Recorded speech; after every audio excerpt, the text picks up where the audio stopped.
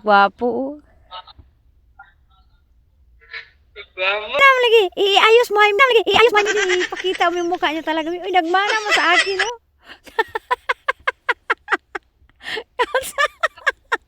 Ay, bike pa more. Mukha na. Aray ko. Diyos ko.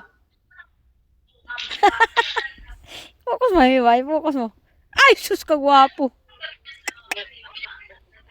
Oh. Ano? Hindi daw nakabayad sa Netflix.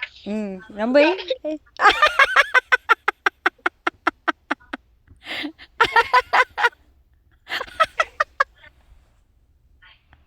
Bike pa more. Ginoo ko. Wala na. Piklat na yan, Lawrence. Tanggal pangipin. Siguro Zoya, gitam.